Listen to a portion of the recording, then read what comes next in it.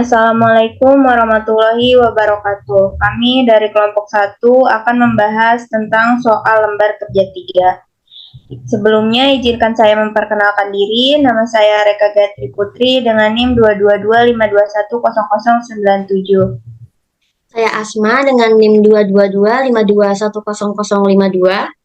Saya Salma Rohadatul Ais dengan NIM 22252100089. Dan saya Siti Nurhaliza dengan NIM 222521004. Oke, Pada soal yang pertama akan dibahas oleh Asma. Kepada Asma dipersilahkan.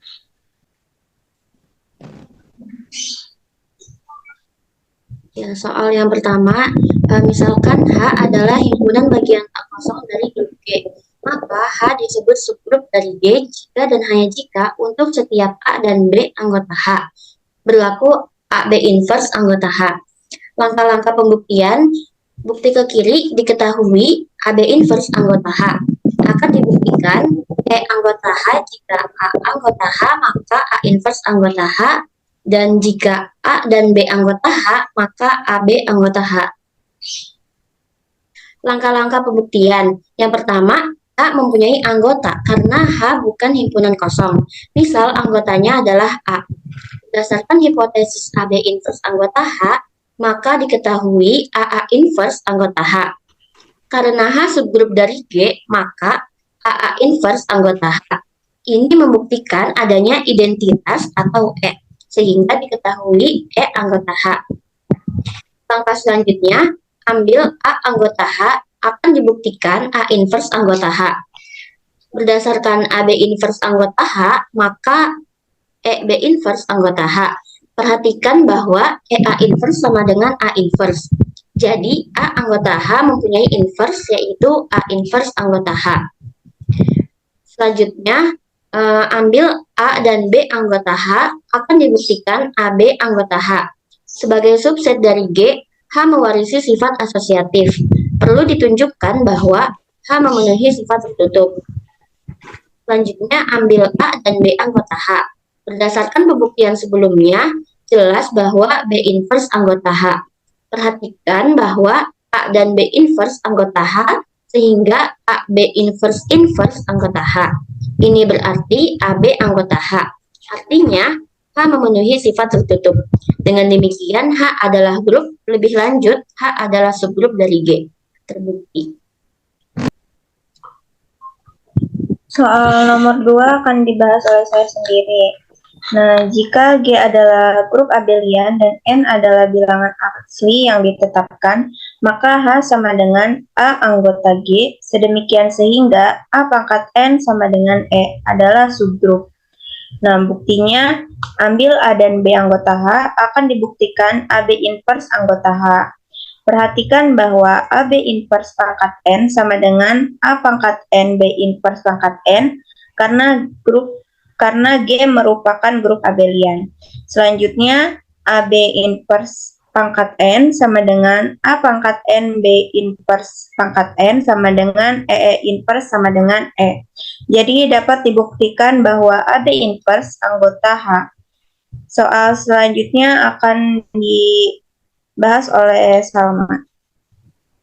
Oke, soal yang ketiga yaitu misalkan G adalah grup, maka ZG itu sama dengan himpunan A anggota G, sehingga AG itu sama dengan GA untuk setiap G kecil anggota G adalah subgrup.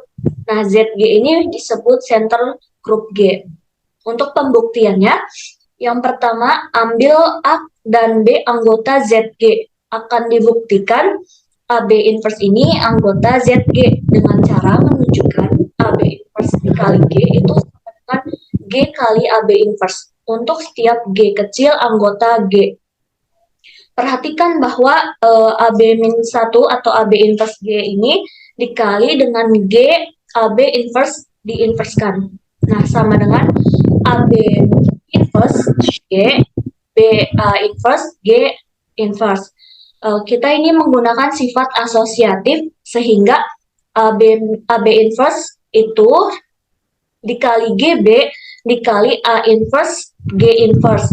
Kita kelompokkan lagi asosiatif jadi A inverse B inverse B terus G inverse, sehingga dari hasil tersebut dihasilkan E atau identitas. Karena AB inverse G AB inverse D inverse kan itu identitas, maka AB inverse G itu sama dengan G AB inverse.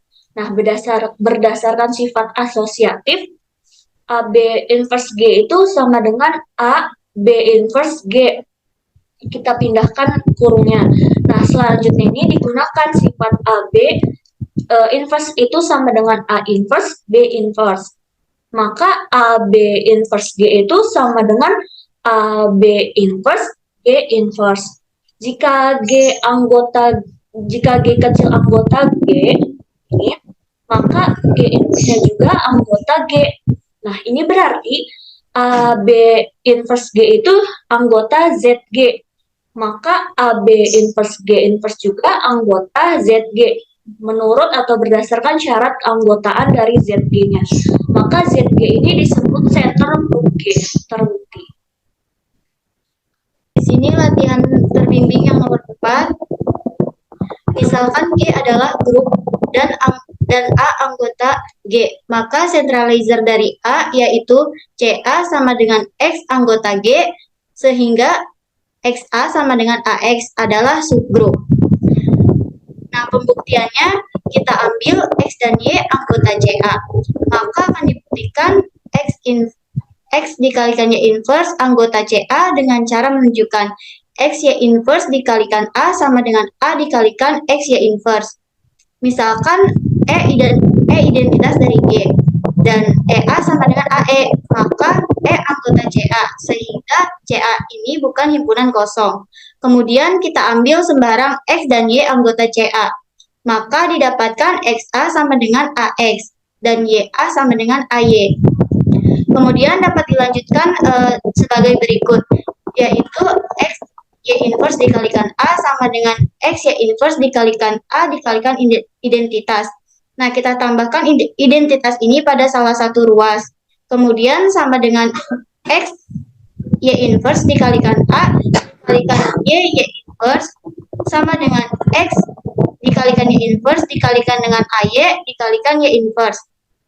Sama dengan X dalam kurung Y inverse dikalikan Y dikalikan A Y inverse. Sama dengan X dikalikan E atau X dikalikan identitas dikalikan A Y inverse. Maka sama dengan X dikalikan A dikalikan dengan Y inverse. Sehingga X Y inverse dikalikan A sama dengan A dikalikan dengan X Y inverse. Sehingga X dikalikan Y inverse anggota CA. Nah, dari penjabaran tersebut, maka terbukti bahwa CA ini merupakan subgrup dari G. Terbukti. Oke, soal selanjutnya yaitu tentukan subgrup D4. D4, anggota dari D4 ini ada R0, R1, R2, R3, S1, S2, S3, dan S4. R itu notasi untuk rotasi dan S itu rotasi untuk refleksi. Berdasarkan definisi, himpunan bagian atau subset kata kosong dari grup G disebut grup bagian atau subgrup dari G jika H yang disertai dengan operasi yang sama dengan di G adalah grup. Berdasarkan jumlah himpunan anggota grup D4 yaitu 8, maka terdapat subgrup sebanyak 2/8. Untuk mencari subgrup dari D4, kita dapat mencarinya dengan himpunan bagian 1 elemen, 2, 4, dan 8 elemen.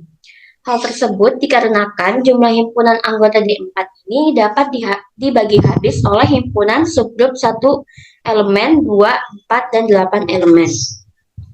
Dengan menggunakan teorema 3.5, jika G adalah grup dan A anggota dari G, maka subgrup dari A adalah A pangkat N untuk setiap N anggota Z adalah subgrup dari G. Selanjutnya, yang pertama itu himpunan bagian dari D4 dengan satu elemen yaitu R0. Karena R0 merupakan identitas, maka R0 merupakan subgrup dari D4. Sehingga diperoleh subgrup H1 adalah R0.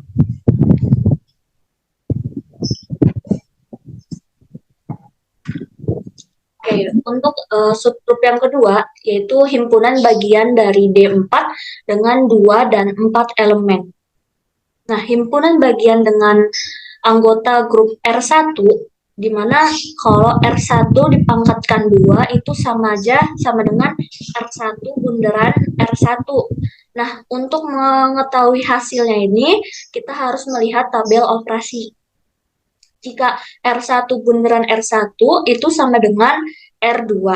Jika R1 pangkat 3 itu sama dengan R1 bundaran R1 kuadrat. Nah, R1 kuadrat itu kan tadi R2. Maka R1 bundaran R2 itu sama dengan R pangkat 3. Nah, untuk R1 pangkat 4 itu sama dengan R1 bundaran R1 kuadrat. Nah, R1 pangkat 3. Nah, R1 pangkat 3 ini hasilnya kan R3, berarti R1 bundaran R3 itu sama dengan R0. Nah, karena kita telah menghasilkan identitas atau R0, maka diperoleh subgrup yang kedua itu sama dengan R0, R1, identitasnya sendiri ini, R2, dan R3. Selanjutnya untuk himpunan bagian atau subgrup dengan R2. Nah, jika R2 dipangkatkan 1 itu kan sama dengan R2. Nah, R2 dipangkatkan 2 ini sama dengan R2 bundaran R2. Nah, R2 bundaran R2 tuh jika dilihat dari tabel operasi itu menghasilkan R0. Karena kita telah menghasilkan R0, maka subgrup dari yang ketiga ini hanya 2 anggota, yaitu R0 dengan R2. Untuk yang ketiga, yaitu himpunan bagian atau subgrup yang dengan R3. Nah, kalau R3 pangkat 1 itu kan hasilnya R3. Nah, untuk R3 pangkat kuadrat, R3 kuadrat itu sama dengan R3 bundaran R3. Itu sama dengan R2 jika kita lihat di tabel operasi. Nah, untuk R3 pangkat 3 itu sama dengan R3 bundaran R3 kuadrat. Nah, R3 kuadrat itu kan sama dengan R2, berarti R3 bundaran R2 itu sama dengan R1. Nah, untuk R3 pangkat 4 itu sama dengan R3 bundaran R1. Karena R1 ini dari R3 pangkat 3, sehingga sama dengan hasilnya itu R0. Karena telah ditemukan identitas atau R0 ya, maka subgrupnya ini sama dengan yang subgrup yang pertama ini, jadinya R0, R1, R2, dan R3. Agar lebih jelas, berikut ini adalah tabel operasi untuk D4. Ya, kemudian ada himpunan bagian dengan S1. Jika dilihat dari tabel, S1 bundaran S1 ini sama dengan R0, sehingga diperoleh subgrup H4 itu R0 dengan S1.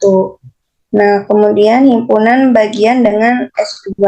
S2 bundaran S2 sama dengan R0, sehingga diperoleh subgrup H5 sama dengan R0 dan S2.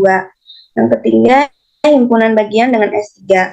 S3 bundaran S3 sama dengan R0, sehingga diperoleh subgrup H6 sama dengan R0 dan S3. Kemudian yang keempat, himpunan bagian dengan S4. S4 bundaran S4 sama dengan R0, sehingga diperoleh subgrup H7 sama dengan R0 dan S4. Selanjutnya, himpunan bagian dari D4 dengan 8 elemen, yaitu R0, R1, R2, R3, S1, S2, S3, dan S4, yang sudah pasti merupakan subgrup.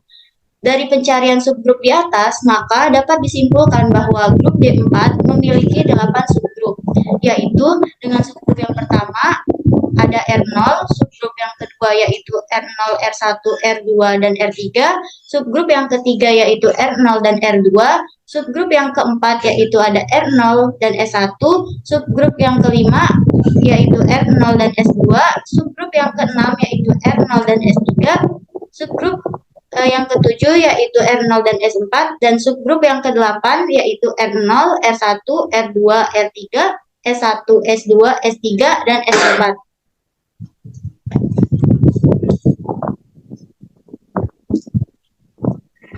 Baik, sudah selesai pemaparan dan pembahasan soal lembar kerja 3. Kurang lebihnya mohon maaf. Wassalamualaikum warahmatullahi wabarakatuh.